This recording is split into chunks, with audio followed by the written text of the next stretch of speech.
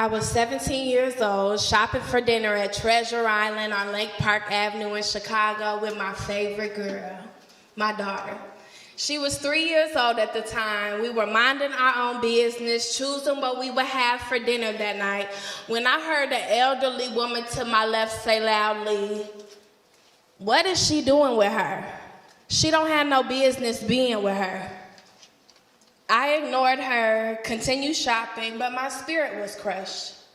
This wasn't the first time I've heard words of judgment from an older woman that I wasn't worthy or deserving of my own child. My baby, who I carried, who I ensured was properly cared for, who ate real good, kept her hair combed, got lots of hugs and kisses, and was the most important person in my life. From the moment I became a mother at 14 years old, I was told, "It's no longer about you." I suppose I took it literally because I learned how to take care of others really well, yet I neglected myself. The thing is, as a little girl, I had my own pain that I carried. I experienced abusive relationships, a scarring abandonment, rejection, isolation, loss, really difficult times. I had not been given the opportunity to heal from any of that before starting my mothering journey. I always tell Lamaya, my May, she saved me in more ways than one because, y'all, I was an angry teenager. She gave me love and a place to pour all my love into. Everything I have ever done, she has given me the motivation to do. Can y'all believe this teen mother created like a perfect child?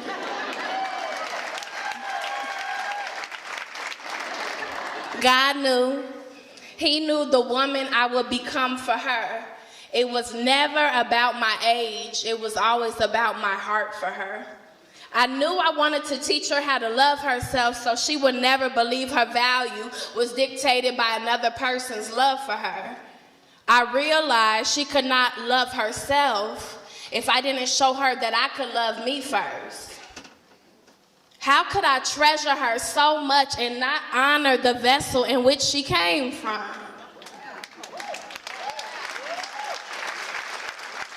I decided to love Airiel real bad. With all her mistakes, feelings, unhealthy coping skills, imperfections, like really love her. She deserved that. So I took intentional steps to embrace my full person. May didn't just teach me how to love myself. She taught me how to love everyone, including you. I have a heart for young people, my elders, those with disabilities, individuals incarcerated, all vulnerable populations. Because I was once vulnerable, thrown away by people, and not treated well. And I believe how you handle vulnerable people reveals the condition of your heart. Loving and nurturing people became my life's calling because love heals, y'all. Love heals. When everything in the world demanded that I hate and neglect myself, I had to make a decision to unlearn what society put on me and re-educate myself on the deep value that I hold. I am a healer by nature and vocation. I could only do that because I chose to feel all of my pain and allow God's love to embrace me. I knew how to speak life into people, see people, and I wholeheartedly believed it. I would declare that you are beautiful, intelligent, necessary, impactful, influential, and important. One thing I am gifted to do is pull people up. I decided to make it a mission to do that for myself, speak life into me. I attributed the extreme amount of violence and stress I endured as a reason I was diagnosed with post-traumatic stress disorder and multiple sclerosis. Symptoms look like hypervigilance, night terrors, flashbacks, hand tremors, slurred speech, and difficulty walking. The years I made sure it was no longer about me turned from raising my child to pouring into others as a licensed mental health clinician. I only felt worthy when I could offer something of myself to someone else. I never stopped. Where was the time to? When the pandemic hit, my whole world was shaking. When I was forced to sit down, it was so heavy, y'all. I lay down for months. Getting up was too much. Everything felt like a task. I was giving up, family. I stopped cooking, cleaning, crafting, all things I once so easily functioned in. I had to be psychiatrically hospitalized to address my major depressive disorder. It was life-altering, making myself a priority. I needed to tend only to my needs so I could walk in my healing. I always tell my clients there is absolutely nothing to be ashamed of in your human experience. Sometimes it gets messy.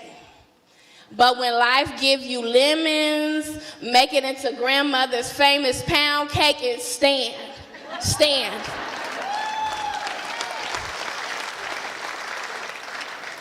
If you must lay down, make a decision to never stay there and do the work necessary to get back up again.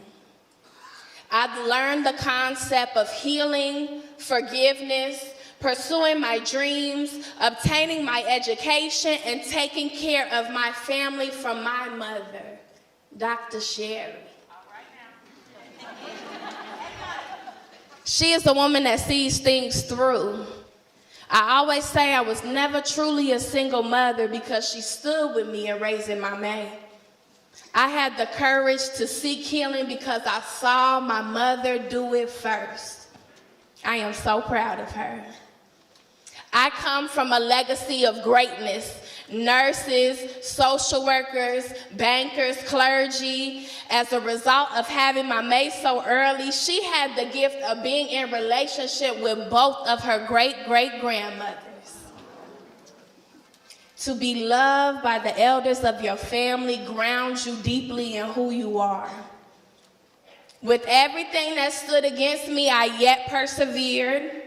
As a teen mother, I broke every statistic.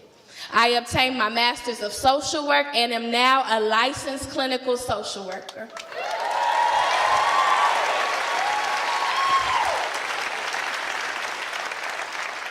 My daughter saw me walk across the stage 3 times, y'all.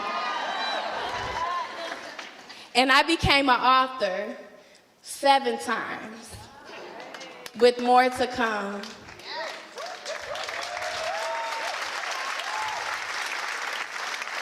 Writing has truly freed me mentally, emotionally, and spiritually. I felt silence for so long, I had to create an outlet for myself. We all desire to be seen, heard, and understood. I use writing to create the same healing opportunities and spaces for girls and women. They were able to release their trauma and voice their pain in a safe place. This created new pathways of healing. They did not have to face their trauma alone. I started 2 businesses, one that includes my maid. She's a business owner and a published author, y'all. Let's be clear, family. I didn't do any of this alone. Every book I produced and published was edited by my grandmother. She not only encouraged and supported my dreams, but labored with me. My May, she was here for it all. Now she's in her final year of high school and I'm scared, family. I'm facing being alone for the first time again. She's all I've ever had since I was 14 years old. If it weren't for her, I wouldn't have become the woman that I am today. She said, imagine having a mediocre mom when I get to have this activist mother. I would say she's proud of me too. It was all for May until I decided it was for me too. May was my motivation. My mother was my courage. My grandmother helped me walk out my dreams, and God gave me the vision for the life that I desired to live. So you know, when I turned 30, grown, I had to throw myself a birthday party. I didn't do the traditional dirty 30 or flirty 30. I did worthy 30.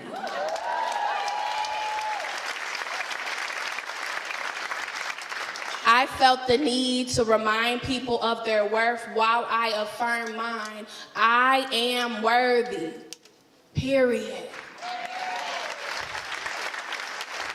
And so are you.